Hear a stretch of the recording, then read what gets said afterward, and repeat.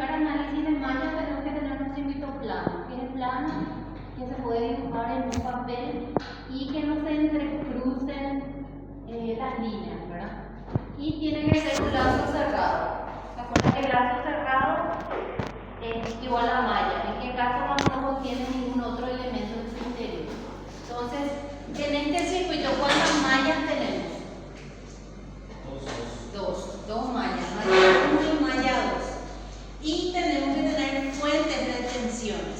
En este caso tenemos fuentes de tensiones. ¿Por qué? Porque debemos de aplicar la ley de tensión de Kirchhoff. Al contrario que análisis de nodo, aplicamos ley de corriente.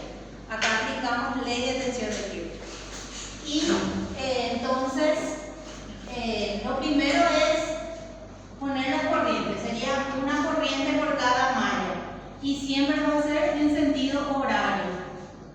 I1 y I2.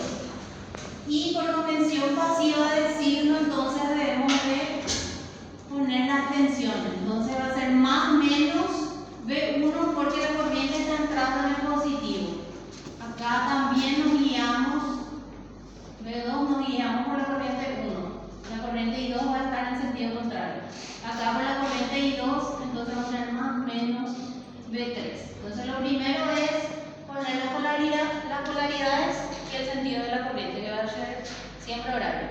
Esto no es que sí o sí debe ser así, sino que yo les enseño de forma más sencilla para que les salga bien, porque se presta mucho a confusiones. Porque la corriente puede tener sentido contrario. Si tiene sentido contrario a lo que definimos, va a salir negativo nada más. Que eso no significa que el ejercicio esté mal, sino que depende de la forma en que lo tomemos. Entonces, lo primero que vamos a aplicar es la ley de tensión de Kirchhoff. Entonces, para malla 1, aplicamos ley de tensión de Kirchhoff. Entonces, ¿qué nos decía la ley de tensión de Kirchhoff? La sumatoria algebraica de las tensiones en un lazo cerrado nos debe dar 0. Entonces, comenzamos en este sentido, comenzamos con 42. ¿Qué signo va a tener? Negativo, porque es el primer signo que encontramos. Más V1 más V2 igual a 0, porque son 3 tensiones que tenemos aquí. Y despejando voy a tener V1 más V2 es igual a 42, que pasa hacia el otro lado cambiado de signo.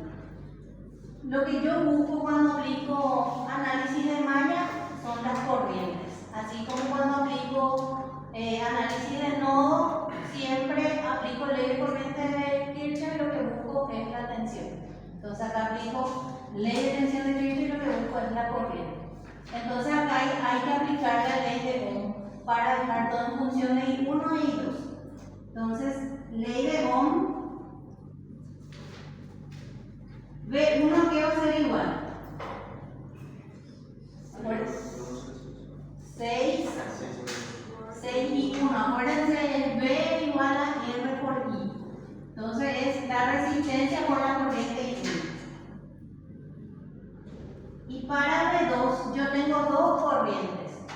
Entonces va a ser la resistencia multiplicada por, en este caso son opuestas. Si se fijan, I1 entra en la terminal positiva y 2 entra en la terminal negativa. Entonces va a ser I1 menos I2. Y eso yo voy a reemplazar aquí. Entonces, en vez de V1 es 6I1. En vez de V2 es 3I1 menos I2. Igual a 42. Entonces, acá voy a sumar 6 más 3 es 9, ¿verdad? Menos 3I2 es igual a 42. Esta es la primera ecuación. Como yo tengo dos incógnitas, entonces yo necesito dos ecuaciones.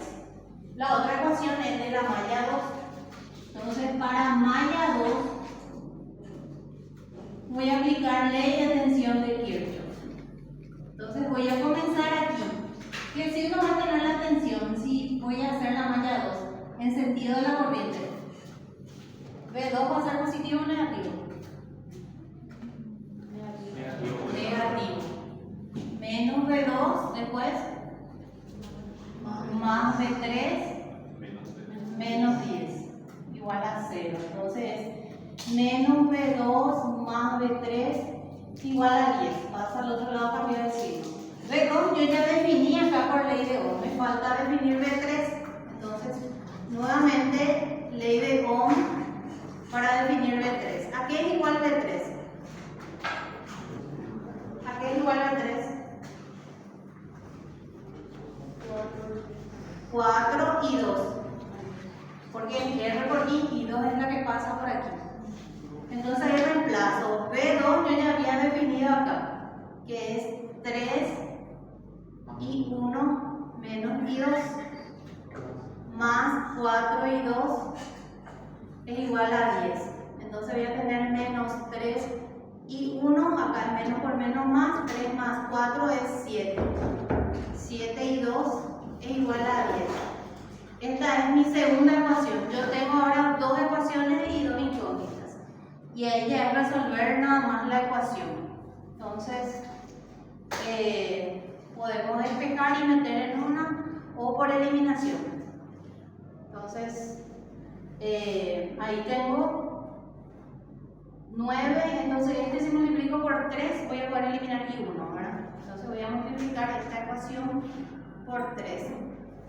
3 por 3 es 9, negativo, 7 por 3 es 21 y 3 por 10 es 30. Le voy a sumar la primera ecuación, que es 9 y 1 menos 3 y 2 es igual a 42.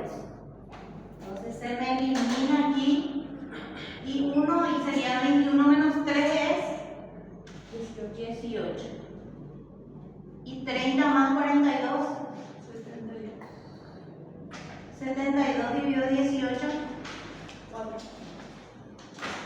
Y 2 es 4. La unidad de medida de I es un ampere.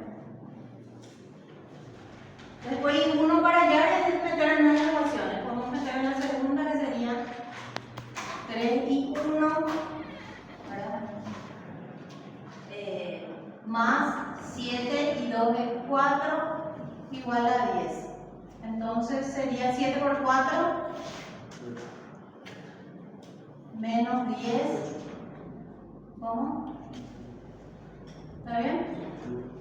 28 sería 18 sobre 3. ¿Cuánto sale 1?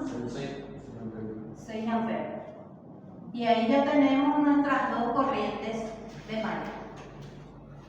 ¿Se entiende? Es muy metódico.